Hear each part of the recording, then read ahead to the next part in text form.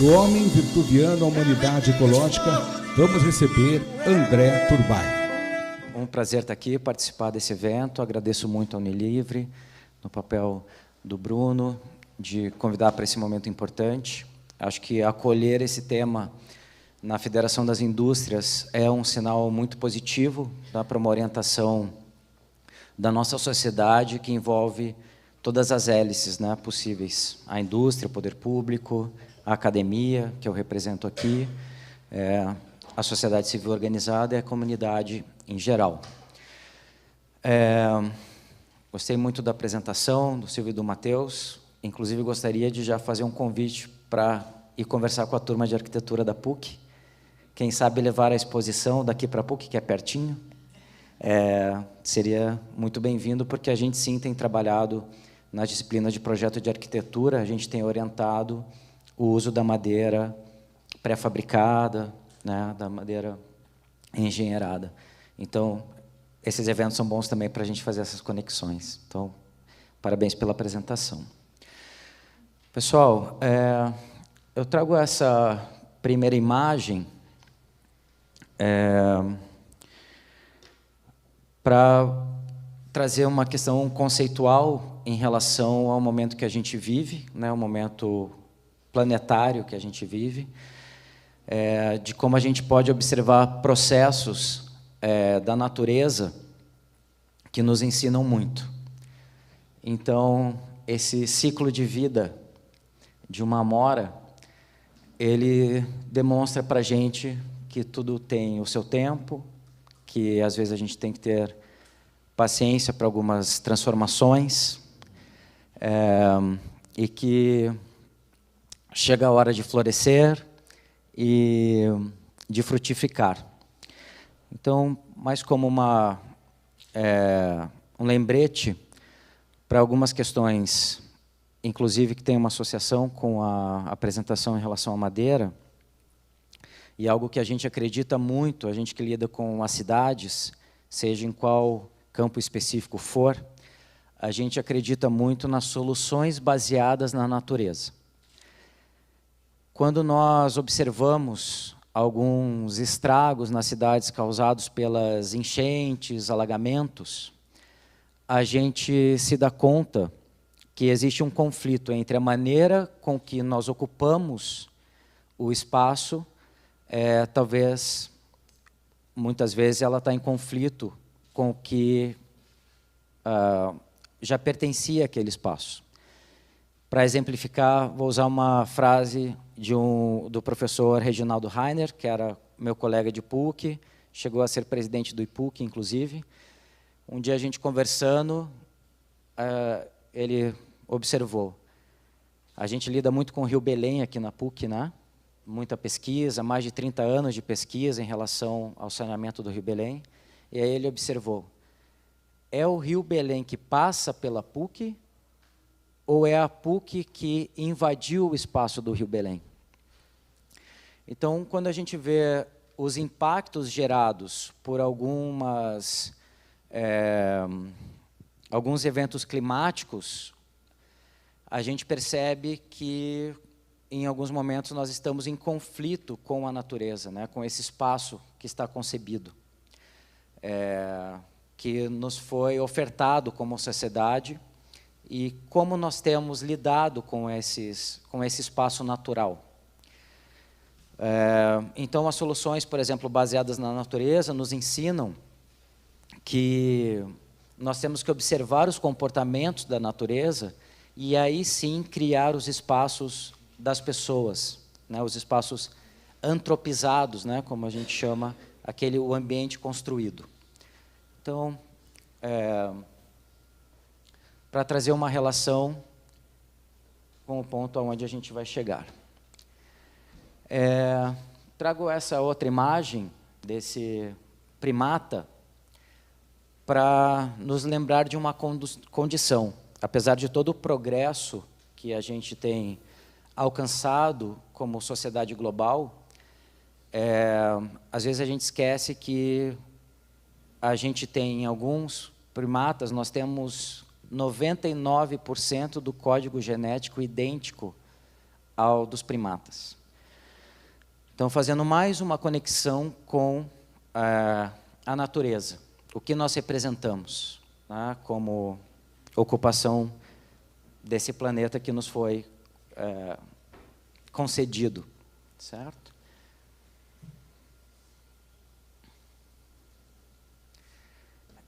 E agora, indo um pouco para o tema que está no título dessa fala, que é do homem vitruviano a uma humanidade ecológica, eu trago essa imagem, que é muito conhecida, que é o homem vitruviano do Leonardo da Vinci.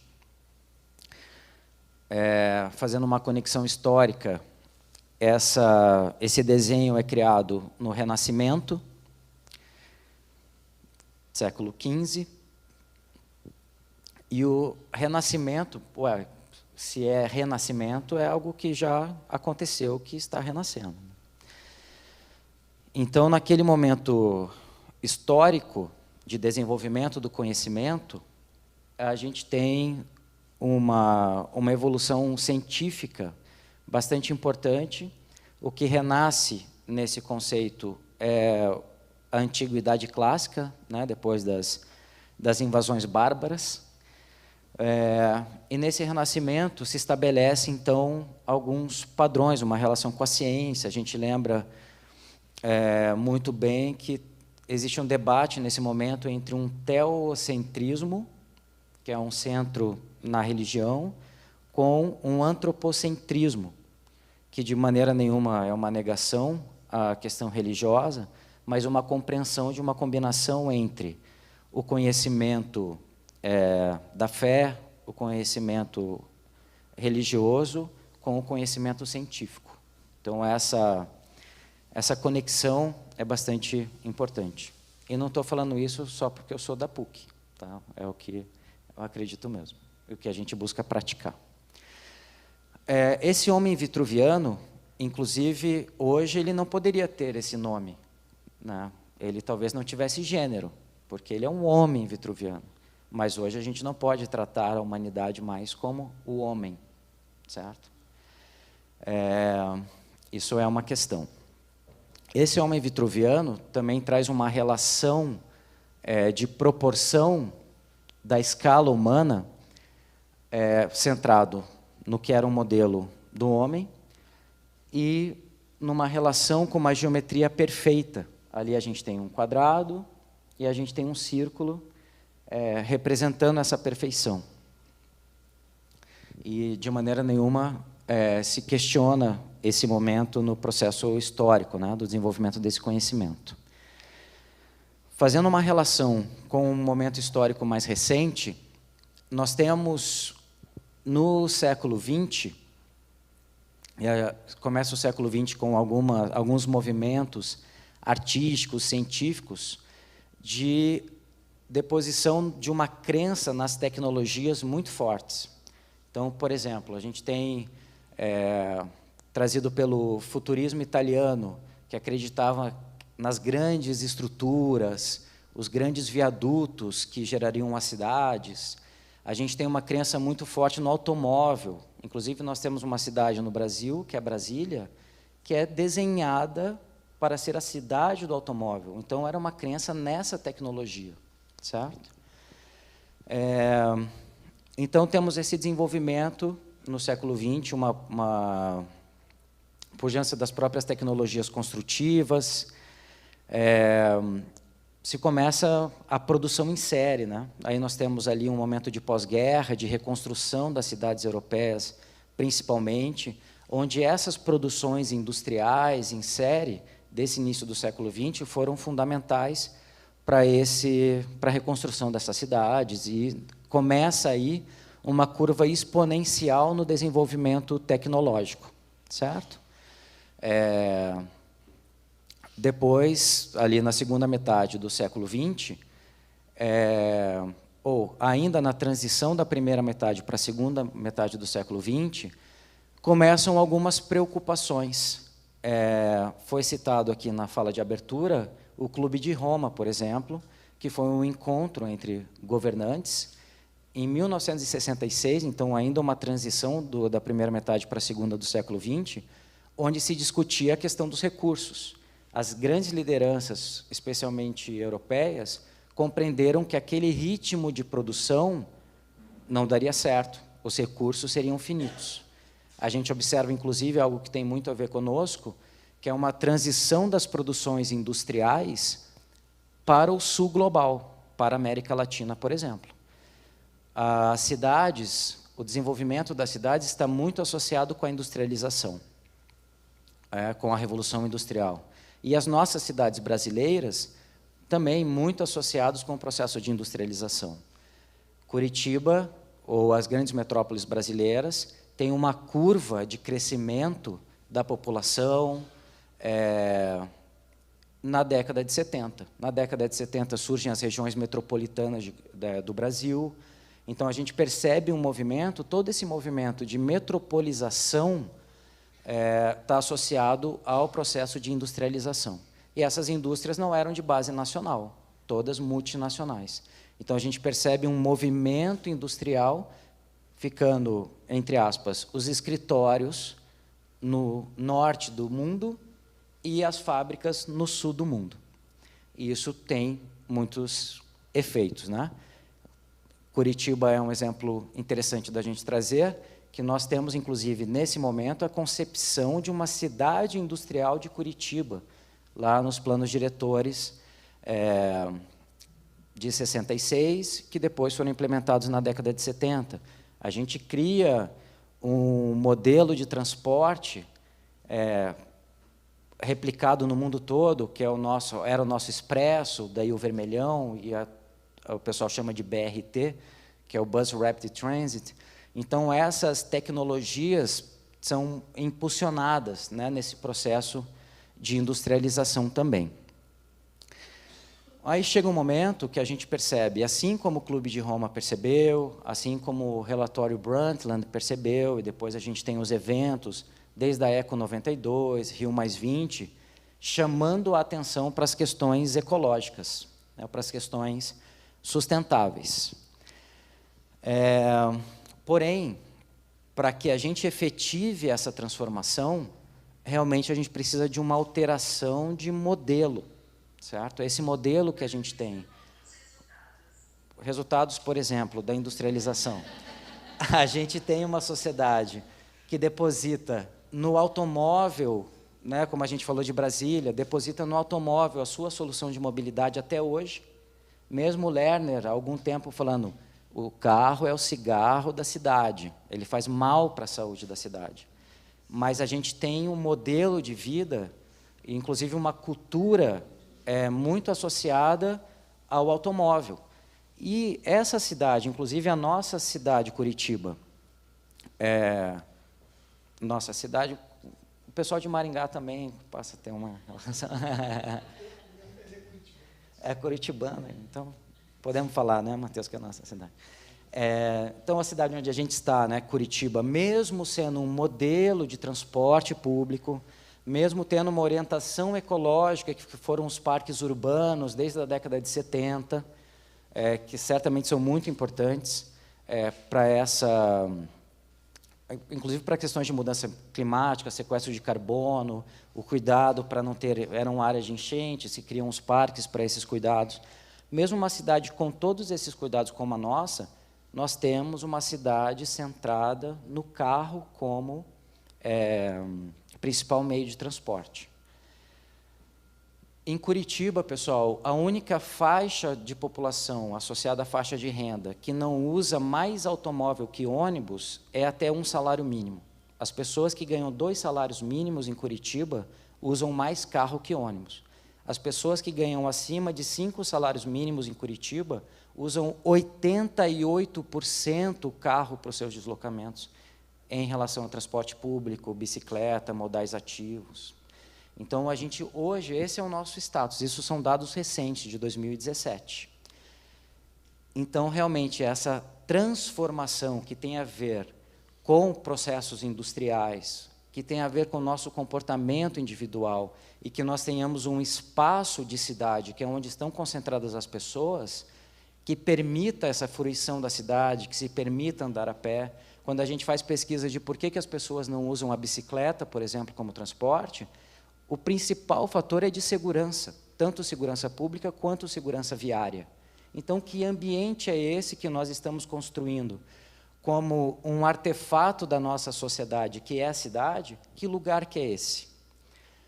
Tivemos aqui vários exemplos europeus, né? Se a gente visita Paris hoje, a gente fica boquiaberto com a quantidade de bicicletas e patinetes e a quantidade de espaços das vias que foram tirados do automóvel para receber essa mobilidade ativa, porque é uma corrida, realmente, para minimizar no processo de uma corrida para o processo de descarbonização. E para isso as dinâmicas urbanas são muito importantes. Então, a transição desse homem vitruviano, que seria uma referência antropocêntrica, ou seja, uma orientação centrada no ser humano, ela, nos nossos dias atuais, ela deve migrar para que a gente tenha qualidade de vida por mais tempo no nosso planeta. Essa condição antropocêntrica, ela deve migrar para uma abordagem ecológica.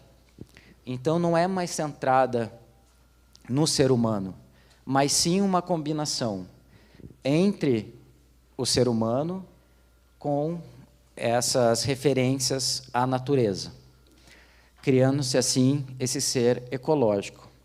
E essa geometria proposta, essa é uma imagem desenvolvida pelo filósofo italiano Leonardo Caffo. Essa geometria, nossa, não é mais essa geometria perfeita, o círculo perfeito, o quadrado. Ela é flexível, ela se molda às orientações que a natureza tenta nos passar, certo? Então,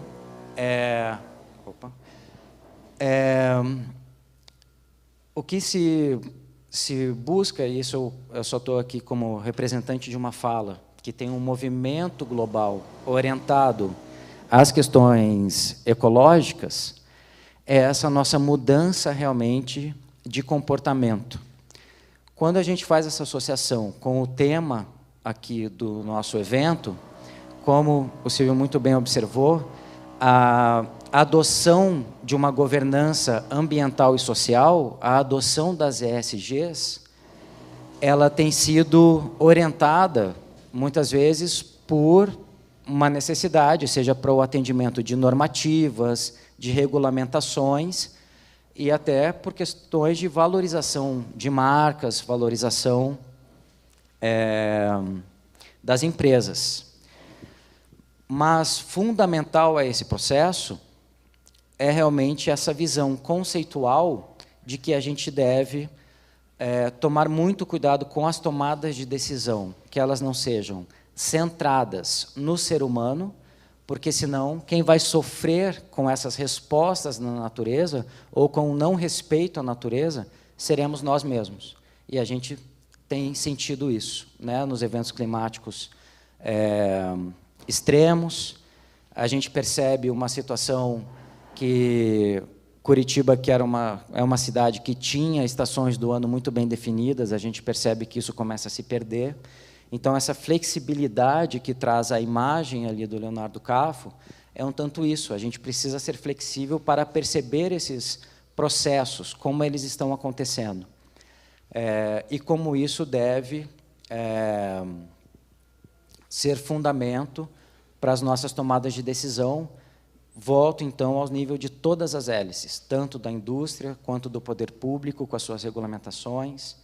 A gente, a academia, tenta contribuir com os processos de geração de conhecimento para essas tomadas de decisão e também com o nosso comportamento individual, a nossa tomada de decisão a cada dia, porque isso fortalece um tipo de indústria, isso fortalece um tipo de modelo que talvez seja o momento da gente repensar.